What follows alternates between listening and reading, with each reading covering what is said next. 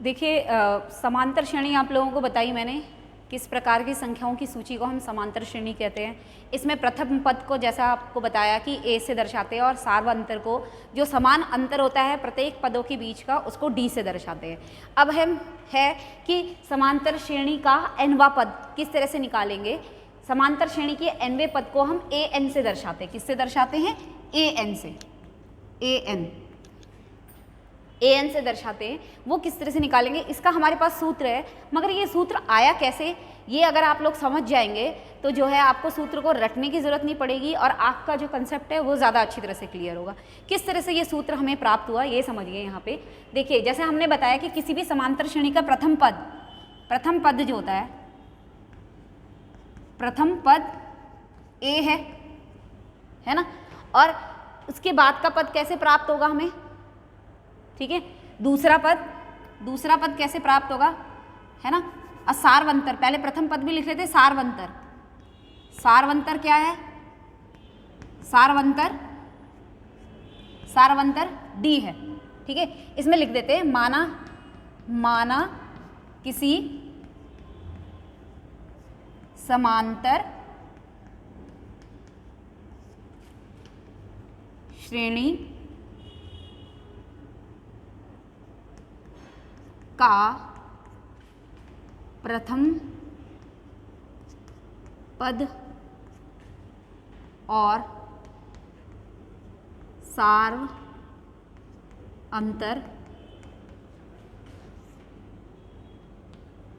दिया गया है, ठीक है। तो प्रथम पद हमें दिया है ए और सार्वअंतर दिया है डी। तो अब समांतर श्रेणी हमें इस प्रथम पद और सार्वअंतर की मदद से ही तैयार करेंगे। जैसे इससे पहले मैंने आप लोगों को उदाहरण करके दिखाए थे समांतर श्रेणी का प्रथम पद। तो समांतर श्रेणी क्या होगी, पहला तो ए ही है, पहला ए। दूसरा कैसे बताया था, दूसरा बताया था कि जो भी हमें प्रथम पद दे रखा है उसमें जो नियत अंतर है उसको जोड़ दीजिए, यानी कि सार्वअंतर को जोड़ दीजिए, दूसरा पद मिल जाएगा, है ना। वैसे ही तीसरा पद क्या बताया था आप लोगों को, जो भी आपके पास पद आया है उसमें दोबारा से आपको क्या करना है, सार्वअंतर को जोड़ देना है ना। ऐसे ही आपका चौथा पद क्या आ जाएगा, जो भी आपके पास पद आया है d प्लस डी, अब फिर दोबारा से आप इसमें सार्वअंतर को जोड़ दीजिए, है ना। इस तरह से आपकी जो है समांतर श्रेणी तैयार हो रही थी। चलिए, ये हो जाएगा a प्लस डी, ये क्या हो जाएगा आपका, ये हो जाएगा a plus 2d, 2 bar d जुड़ रहा है, यहाँ पे कितना हो जाएगा a प्लस 3d, है ना, सो ऑन।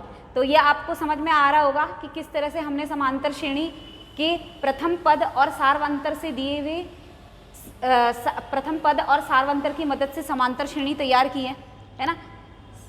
पहला पद तो a था दिया हुआ, दूसरा पद a प्लस डी, तीसरा पद a प्लस 2d, चौथा पद a प्लस 3d। तो आप कुछ इसमें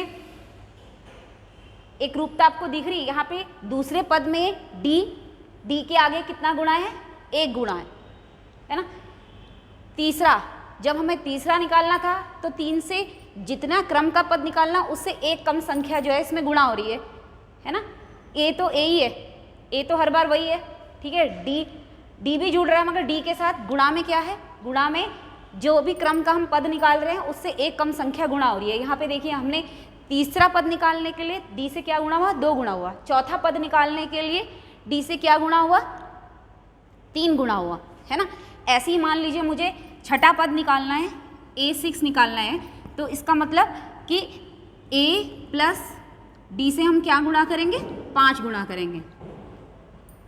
ये आ गया होगा आप लोगों को समझ में, है ना। या ये कहें, इस 5 को मैं क्या लिख सकती हूँ, इस 5 को मैं ये लिख सकती हूँ, जो मेरे पास जिस क्रम का पद दिया है 6 - 1 लिख सकती हूँ इंटू डी। ये समझ में आया आपको। छठा पद निकालने के लिए हम क्या करेंगे, जो सार्वअंतर है उससे आप गुणा कीजिए जिस क्रम का पद निकालना है -1। ऐसे ही कुछ भी अपनी मर्जी से आप कोई भी एक और ले लेती, जैसे 11वां पद अगर अब मुझे निकालना है तो अब आप लोग समझ गए होंगे a प्लस कितना हो जाएगा, जिस भी क्रम का पद निकालना है 11 - 1 इंटू डी, है ना। ऐसी किसी समांतर श्रेणी का nवां पद अगर हमें निकालना है, nth टर्म निकालनी है, तो कैसे निकालेंगे हम nth टर्म? a प्रथम पद तो प्रथम पद रहेगा ही, प्लस जिस भी क्रम का पद निकालना है nवां पद निकालना है तो n-1 इंटू डी। तो ये आपको समझ में आया। इस तरह से जो है हम किसी समांतर श्रेणी का किसी भी क्रम का पद निकाल सकते हैं, nवां पद जिसको बोलते हैं उस ये निकाल सकते हैं, ठीक है।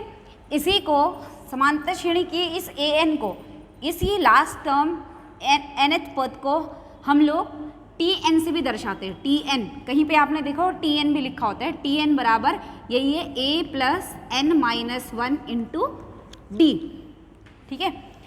t का मतलब हुआ term of last nth term, term of n की टर्म, ठीक है।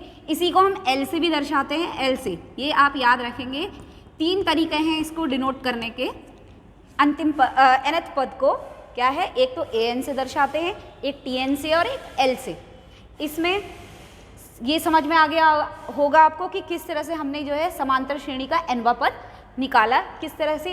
ये सीधा सूत्र अगर आप लोग रटेंगे तो आपको जो है इतनी अच्छी तरह से समझ में नहीं आया होगा, मगर यहाँ पे आप लोगों को जो है ये सूत्र किस प्रकार से हमें प्राप्त हुआ ये आपको समझ में आ गया होगा। और इसी का प्रयोग करेंगे हम किसी भी समांतर श्रेणी के किसी भी क्रम का पद निकालने के लिए। जैसे इससे पहले हमने एक उदाहरण लिया था कि कोई समांतर श्रेणी है, मान लीजिए 2, इसमें 3 जोड़ने पे हमें 5 प्राप्त हुआ, इसमें 3 जोड़ने से हमें 8 प्राप्त हुआ, है ना।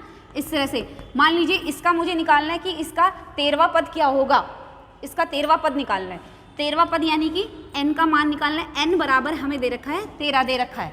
13वां पद का मतलब n बराबर 13 है, ठीक है। तो n बराबर 13 दे रखा है। प्रथम पद हमारे पास है 2, सार्वअंतर है आपको पता है कितना है, 3 है।